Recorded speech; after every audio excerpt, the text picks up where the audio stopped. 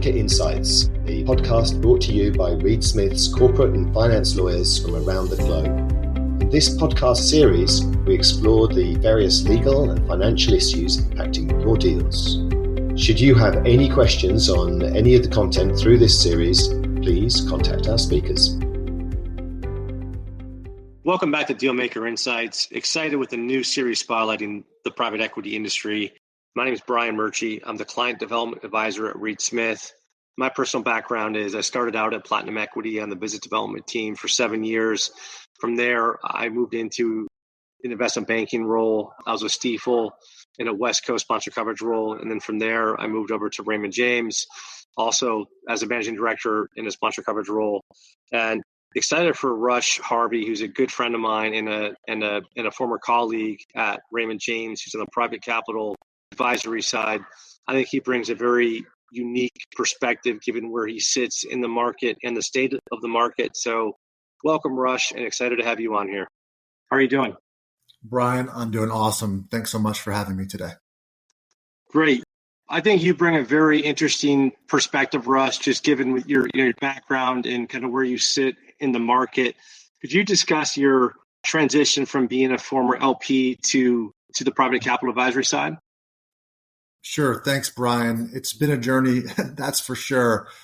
Was a limited partner my entire career up to joining Raymond James on the private capital advisory side about 2 years ago, most recently managing the endowment with the team at Kansas State University Foundation and then at the Texas A&M University Foundation. So go Cats and gig 'em Aggies. And it's been a great transition to the private capital advisory side to bring an LP perspective to how we do business, how we serve our clients, and ultimately how we try to be a source of relevant deal flow to limited partners.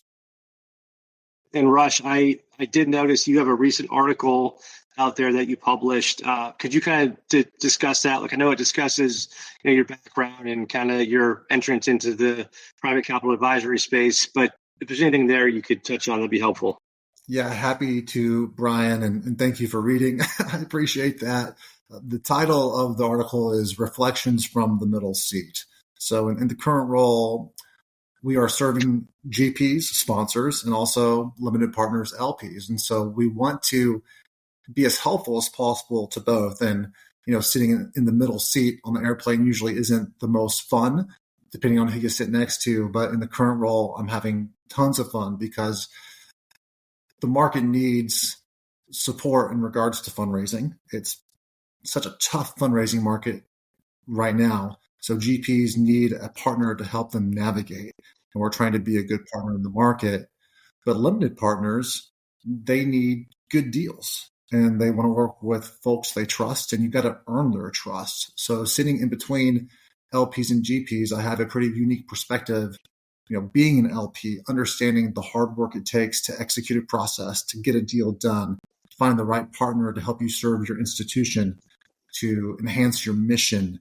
For me, at 2 public land-grant universities, the mission was so important, thinking about those kids that we served and the scholarship dollars we tried to generate, and making those private capital commitments really, really mattered. And we had to have good partners. So trying to be a source of those types of great deals for those limited partners, and then helping GPs, tell their story in a way that resonates with those limited partners. And, the best private capital advisory firms play that role in the middle seat, but then they get out of the way when it makes sense. And you let the LP and the GP build that relationship and stay as active as you can to be a good partner to help them ultimately build that relationship more formally.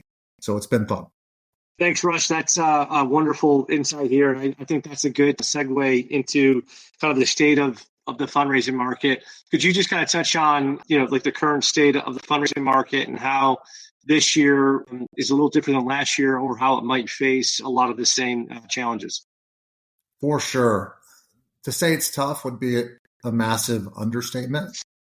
Limited partners just don't have the capital to deploy like they did a few years ago. You had public markets really underperform a few years ago, which makes allocations to privates go up, which means you have less budget for capital deployment.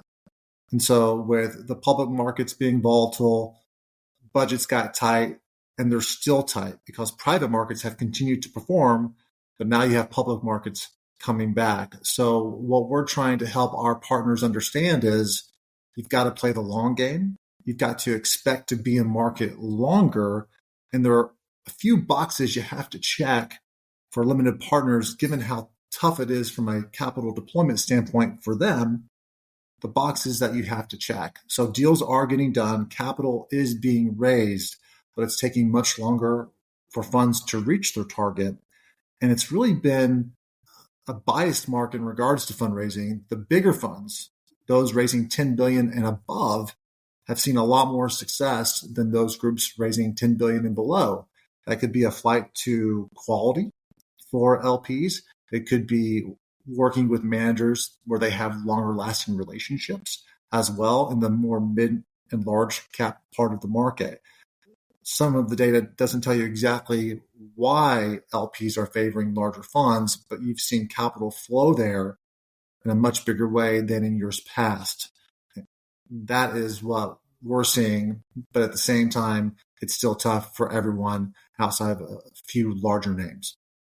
Yeah, thanks, Rush. Yeah, I know it's tough out there. I mean, in your seat, have you seen a fund that has historically had, a good sized fund? Let's say they raised 650 million and, they've been trying to raise, another fund and can't quite get to 650, but, they can raise 500. So they're able to raise a smaller fund and they've said, okay, let's just raise, like a smaller fund on our next one and we'll deploy this capital, write some larger checks. And then, we'll go back to market in a couple of years when, like the fundraising market might be a little different. Sponsors in that situation are taking what they can get. So if they can't get to their former fund size, there is that conversation of, hey, let's get to a certain number and go execute our process. I do think LPs in the future will look at a down fund with a little more grace than they would have in the past. Raising a smaller fund or it being significantly less than what you tried to raise was an absolute negative for most folks because you're trying to raise more capital, you've hired more people, you want to do more deals, and you don't get there. Just a bad sign in the market. But given how tough it is now, if it was 650 and you raise 550 for the next one, and you can help folks understand why, hey, we had a strong re-up from our current LP base. Hey, we did bring in some new LPs. We saw the writing on the wall with the market. We didn't want to be in market 18 months. We wanted to execute our process. We wanted to put money to work because this could be our best fund ever and come back later to your point when things are more normalized. I do think most LPs will understand that. But also if it is a smaller fund, explaining to the market why you don't have to let people go, why you can still execute, why the pipeline is still going to be robust, et cetera. But that example, 650 to 550 isn't that material. But say it was 650 and then you raise 300 and then you're hoping to go get a bunch of co-invest to do similar sized deals, but you haven't done a lot of co-invest in the past. That's something LPs are really, trying to avoid. So there is grace in the market, but you want to make sure you can get as close to your target as possible. And that's where we're seeing a lot of demand for our services because we can come in and help tell that story, connect them with the right pools of capital that want to see those types of opportunities to help them get to that part, to help them get to that target. Wearing the old LP hat comes in handy here because I was always concerned about, hey, are you raising too much capital? And if you're increasing your fund size by 20% or 100%, why? Why can you execute the process? Why is it still repeatable? Why is it still relevant? And so we're asking those same questions as a placement agent partner to ensure that we can get LPs interested in the mandate and answering the fund size question because it's usually a top 5 question that LPs want to understand when they look at a new mandate. Got it. No, that's very helpful. Thanks, Rush.